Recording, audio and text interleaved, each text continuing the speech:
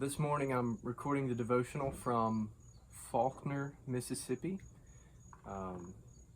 Been on vacation this last week, and even so I've picked up in the Minor Prophets again, reading from Micah this last week, and it's just been so good. I want to share something from chapter 7 with you, just beginning in verse 1.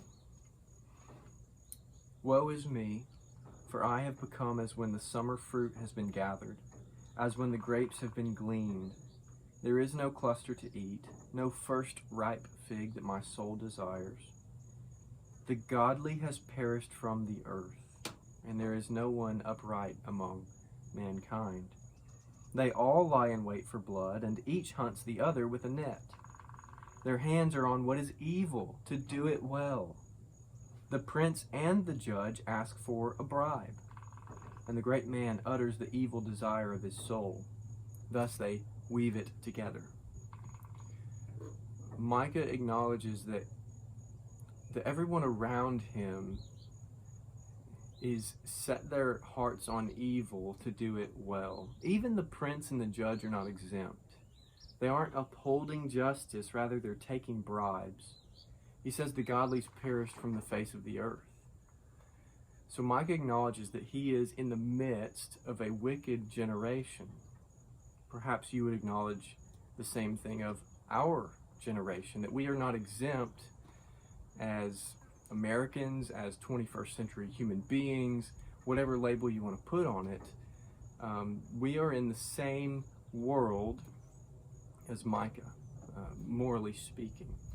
And so when you get down to verse 7, let's look at what Micah says. He says, "But as for me, I will look to the Lord. I will wait for the God of my salvation. My God will hear me." So he's saying, I'm not going to be one of these who sets my hand to do evil and to do it well. I'm not going to be one of these who takes a bribe as the prophet of the Lord. Rather, I'm just going to wait on God. I'm going to look to the Lord and wait. And so you see in verse 8 and 9, Micah acknowledges even his own guilt. Let's read this. "Rejoice not over me, O my enemy. When I fall, I shall rise. When I sit in darkness, the Lord will be a light to me.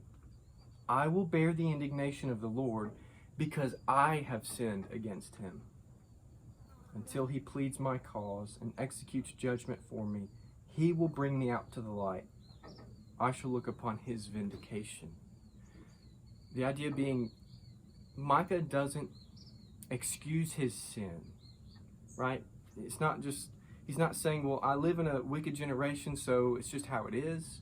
This is the way I was brought up. This is the example that was set for me.